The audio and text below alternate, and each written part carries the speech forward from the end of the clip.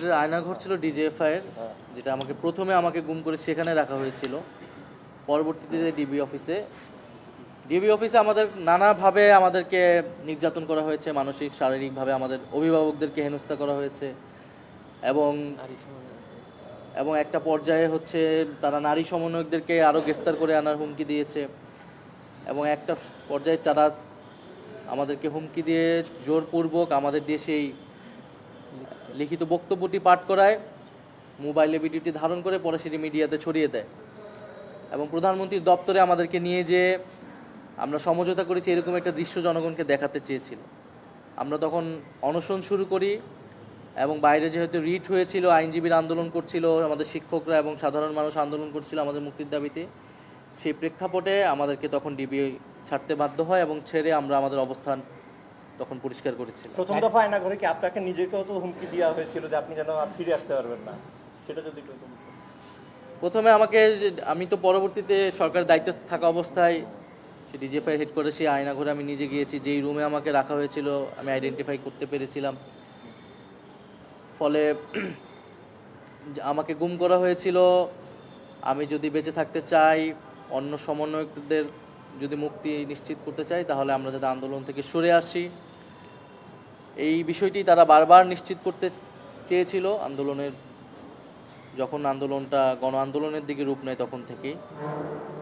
ফলে আমার আদালতের কাছে এটাই প্রত্যাশা থাকবে যাতে এখানে যারাই এই ঘটনার সাথে জড়িত, আমি গতকালও যেটা বলেছি আজকেও পুনর্বক্তে করছি, পুলিশ, র্যাব, বিজেপি, সেনাবাহিনী, যত বাহিনীর যে সকল সদস্যরা এই হত্যাকাণ্ডে, নির্যাতনে, গুমে অংশগ্রহণ করেছে এবং যাদের নির্দেশনায় এগুলো সংঘটিত হয়েছে, শেখ হাসিনা, স্বরাষ্ট্রমন্ত্রী ওবায়দুল কাদের সহ, তাদের যাতে কঠোর শাস্তি দেওয়া হয়, আমাদের এটাই প্রত্যাশা থাকবে, যাতে দেশবাসী, যারা আন্দোলনকারী, যারা আন্দোলনে হতাহত হয়েছে, তারা সবাই ন্যায় বিচার পায়।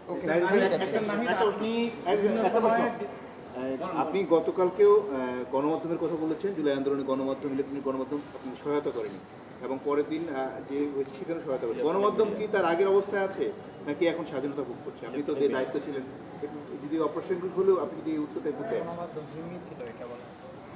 আন্দোলনের বিভিন্ন পর্যায়ে গণমাধ্যমের বিভিন্ন রোল ছিল। আসলে আমি 18-19 তারিখের কথাটা বলছি। আবার বিভিন্ন সময় পত্রিকায় বা বিভিন্ন কয়েকটি ইলেকট্রনিক মিডিয়া আন্দোলনের পক্ষে অবস্থান নেওয়ার চেষ্টা করেছে, বিশেষত অনেক সাংবাদিক ফিল্ডে তারাও।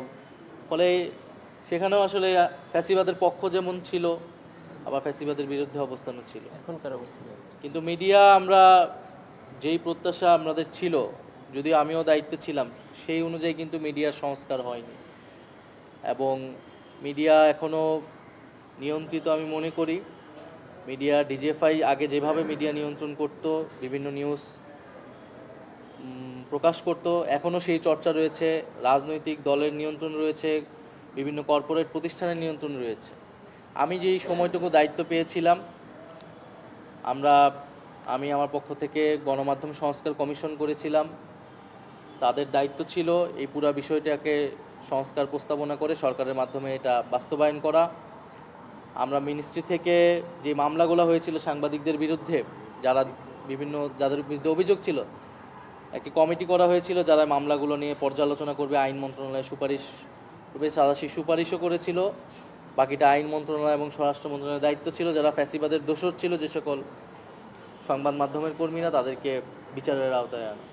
আমরা সোফার ট্রাইব্যুনালের কার্যক্রমে সন্তুষ্টি আমি জানিয়েছি, কিন্তু আমি এটাও জানিয়েছি যে সেনাবাহিনীর যে সকল কর্মকর্তার বিরুদ্ধে অভিযোগ রয়েছে, তাদেরকে কিন্তু 1 বছরের মধ্যেও গ্রেফতার করা হয় নাই এবং অনেকের বিরুদ্ধে অভিযোগ, আমি নিজে গুম কমিশনে অভিযোগ দায়ের করেছি, আমি আজকেও এখানে নামসহ উল্লেখ করেছি।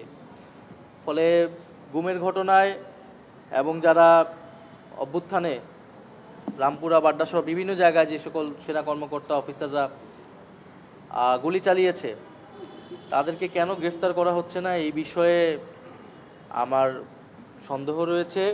সেই বিষয়ে কোনো চাপ আছে কিনা, কিন্তু আমি আহ্বান জানাবো যে কোনো প্রকার চাপ থাকলেও এগুলো যাতে বিবেচনায় না নিয়ে আইন ফলো করা হয় এবং